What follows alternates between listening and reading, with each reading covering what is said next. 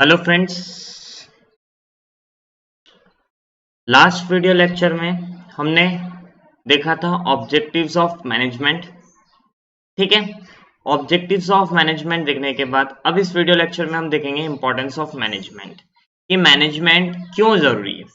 तो देखिए, सबसे फर्स्ट पॉइंट है हमारा, management helps in achieving group गोल। देखिए, हर पर्सन ऑर्गेनाइजेशन में अपना एफर्ट लगाता है। सारी बात समझ में, हर पर्सन अपना एफर्ट लगाता है, और अगर ऑर्गेनाइजेशन में है तो अपना एफर्ट लगाता है। अब उस एफर्ट्स को मैनेजर इस तरीके से प्लान आउट करता है कि हर एक इंडिविजुअल का इफेक्ट जो ऑर्गेनाइजेशन का गोल सेटअप किया है वो ऑर्गेनाइजेशन का गोल को अचीव करने में हेल्प करे। आ रही बात समझ में? हर इंडिविजुअल के जो एफर्ट्स रहते हैं वो उनको इस डायरेक्शन में, मैनेजमेंट इस डायरेक्शन में लेकर जाता है कि मैनेजमेंट के डायरेक्शन के कारण, हर इंडिविजुअल एफर्ट्स के कारण आपका क्या हो सके, ऑर्गेनाइजेशन का जो भी गोल आपने सेटअप किया है वो अचीव हो सके।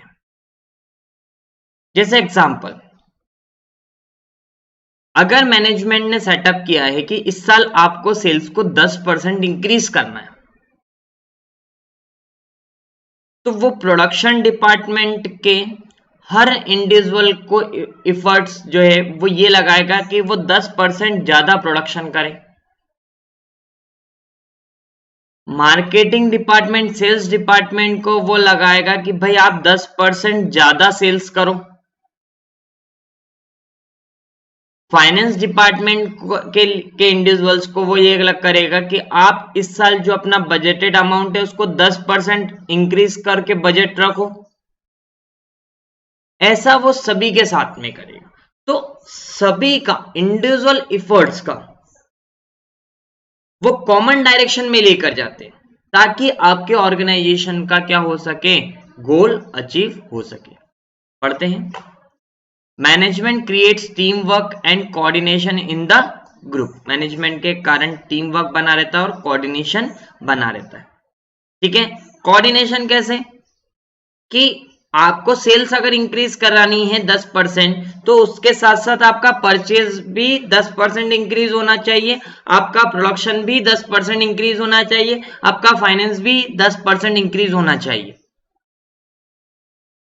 तो ये क्या हो गया, कोऑर्डिनेशन हो गया। सर सेल्स तो हमारी 10% बढ़ जाती लेकिन हमारे पास क्या नहीं था, स्टॉक नहीं था। तो ये प्रोडक्शन डिपार्टमेंट की प्रॉब्लम हो जाती फिर। तो प्रोडक्शन डिपार्टमेंट बोलता है कि हमें तो पता ही नहीं था कि इस साल 10% जो है सेल्स इंक्रीज होने वाली है। तो ये ना हो इसलिए हर एक ऑर्गेनाइजेशन में जो डिपार्टमेंट है उनके बीच में कोऑर्डिनेशन, इंडिविजुअल के बीच में कोऑर्डिनेशन। तो management creates team work and coordination. Management give common direction to individual efforts. हर एक इंडिविजुअल एफर्ट्स को एक डायरेक्शन देता है in achieving the overall goals of the organisation. आ रही बात समझ में? सेकेंड है management increase efficiency. Increase efficiency मतलब कि जो आपके पास रिसोर्सेज है आप उसका बेस्ट से बेस्ट यूज करो। आ रही बात समझ में? जो आपके पास रिसोर्सेज है आप उसका बेस्ट से बेस्ट यूज करो ताकि आपका जो है कॉस्ट वो कम हो जाए और जो प्रोडक्शन की जो कैपेसिटी है वो बढ़ जाए।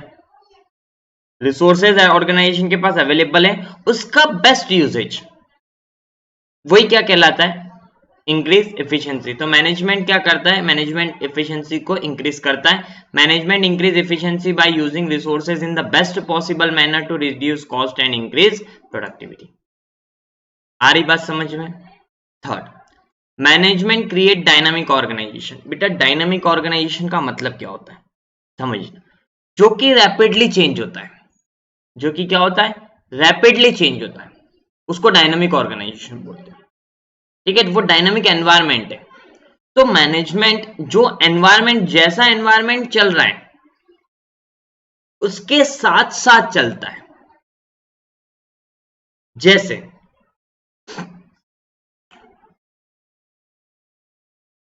नोकिया फीचर्ड फोन में सबसे बेस्ट माना जाता था, लेकिन धीरे धीरे क्या हुआ कि जो एनवायरनमेंट हुआ, बिजनेस एनवायरनमेंट हुआ, उसकी डिमांड चेंज होने लगी। डिमांड कैसे चेंज होने लगी? They are moving to the smartphone, touch screen phones. लेकिन नोकिया एक बिजनेस में, उसके मोबाइल बिजनेस में टॉप रैंकिंग पे बैठने के बाद में भी उसने क्या सोचा कि नहीं, मेरा फीचर्ड फोन ही चल जाएगा, I am the king in the mobile world. तो उसने अपने आप को चेंज नहीं करा, उसका फायदा उसके कॉम्पिटिटर्स ने उठाया, उन्होंने अपने आप को चेंज करा।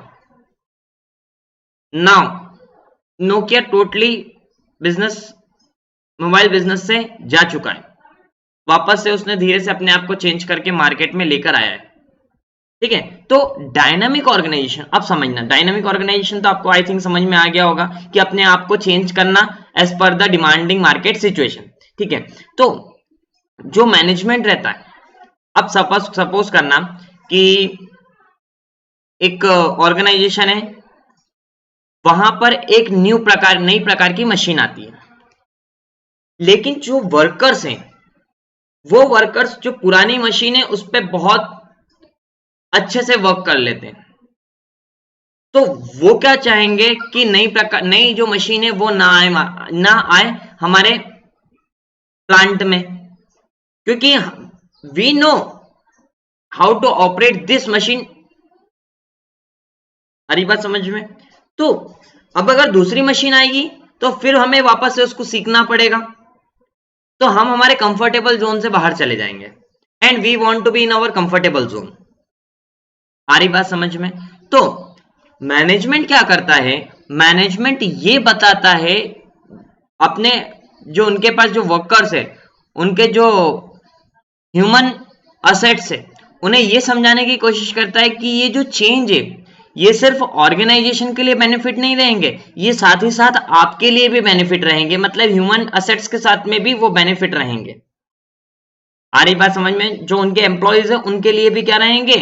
ये बेनिफिशियल रहेंगे। तो मैनेजमेंट क्रिएट डायनामिक ऑर्गेनाइजेशन, मतलब मैनेजमेंट जो है डायनामिक ऑर्गेनाइजेशन, अपने बिजनेस ऑर्गेनाइजेशन को डायनामिक बनाने का काम करता है कि ताकि कोई भी अगर चेंज आए तो हम फटाफट हमारे ऑर्गेनाइजेशन में ले आए, हमारे वर्कर मना नहीं करें, हमारे एम्प्लॉयज मना नहीं करें। Organization has to survive in a dynamic environment, so manager keeps on making change in the organization। वो अपने ऑर्गेनाइजेशन में क्या करते हैं? Change as per changing the environment. जैसा एनवायरमेंट बाहर चलता है, जो बाहर डिमांड करते हैं हमारे कस्टमर्स, उस प्रकार से हम चेंज करना चाहते हैं। But the employees do not want to adopt the change easily, लेकिन वो चेंज को जो इजीली अडॉप्ट नहीं करना चाहते। क्यों? क्योंकि वो जो पुरानी मशीन से वो उसके साथ में उसके वर्क को बहुत अच्छे से जानते हैं। ठीक है, वो बहुत अच्छे से ऑपरेट कर लेते हैं, इसलिए वो उसको चेंज नहीं करना चाहते। So the manager motivates the employee to adopt the change by convincing that the change will not only benefit the organisation but also to the employee too. बोलिए, बात समझ में आ गई? ठीक। Management helps in achieving the personal object. देखिए, management सबसे पहले ट्राई करता है कि उसके ऑर्गेनाइजेशन के ऑब्जेक्ट को वो अचीव कर पाए, लेकिन ऑर्गेनाइजेशन का ऑब्जेक्ट अचीव करने के साथ साथ मैनेजमेंट ये भी चाहता है कि वो उसके पर्सनल ऑब्जेक्टिव, उसके एम्प्लॉयज के पर्सनल ऑब्जेक्टिव भी अचीव हो। सर कैसे? जैसे एग्जांपल, एक वर्कर है, आपके यहाँ पे एम्प्लॉय आए हैं। आपके यहाँ पे एम्प्लॉय क्यों आते हैं? नॉर्मली वो सिर्फ पैसा कमाने आते हैं। मतलब आपके एम्प्लॉय क्या चाहते हैं? They want to earn more and more money. और आपका ऑर्गेनाइजेशन क्या चाहता है? कि ज्यादा से ज्यादा प्रोडक्शन हो पाए, ज्यादा से ज्यादा सेल्स हो पाए। तो वो प्रोडक्शन डिपार्टमेंट को बोलेगा कि आप ज्यादा प्रोडक्शन कर दो, तो आपको ज्यादा उस पर आउटपुट अगर निकालोगे तो आपको उस पर ज्यादा सैलरी मिल जाएगी, आप ज्यादा अर्न कर पाएंगे। सेल्स डिपार्टमेंट को बोलता है आप ज्यादा सेल्स कर दो तो आपको ज्यादा इंक्रीमेंट मिल जाएगा, आपकी ज्यादा बोनस वगैरह मिल जाएंगे, तो यू कैन अर्न मोर। तो मतलब वो क्या करता है कि इस तरीके से मैनेज करता है चीजों को कि पर्सनल ऑर्गेनाइजेशनल ऑब्जेक्ट अचीव होने के साथ साथ हमारे पर्सनल ऑब्जेक्ट, हमारे एम्प्लॉयज के पर्सनल ऑब्जेक्टिव भी अचीव हो जाए। बोलिए बात समझ में आई? A good manager always try to achieve the organizational goal along with the achievement of the personal goal। मतलब आपके ऑर्गेनाइजेशनल गोल तो अचीव होना चाहिए, साथ ही साथ पर्सनल गोल भी अचीव होना चाहिए, ताकि आपके जो एम्प्लॉयज है वो मोटिवेटेड रहें। Employee personal objective is to earn more and the organization wants the maximum production। Employees can earn more by producing more। This fulfill the objective of both the group। objective किसका? Manage organisation का और साथ ही साथ personal, दोनों यहां से fulfil हो जाते हैं। ठीक है। Helps in development of society. ध्यान से समझिए, ऑर्गेनाइजेशन जो है वो पूरे इनपुट्स कहां से लेता है? सोसाइटी से। और पूरा आउटपुट कहां देता है? सोसाइटी को। मतलब सब कुछ सोसाइटी का ही है। वो ऑर्गेनाइजेशन इनपुट भी सोसाइटी से ले रहा है, उसका आउटपुट भी सोसाइटी को दे रहा है, उसके एम्प्लॉयज भी सोसाइटी के मेंबर्स हैं, तो सब कुछ अगर वो सोसाइटी के ले रहा है तो मैनेजमेंट क्या चाहेगा कि मैनेजमेंट की एक ये भी रिस्पॉन्सिबिलिटी बनती है कि वो सोसाइटी का भी अपलिफ्टमेंट करे। तो सोसाइटी का कैसे अपलिफ्टमेंट होगा? Eco friendly techniques of production use करके।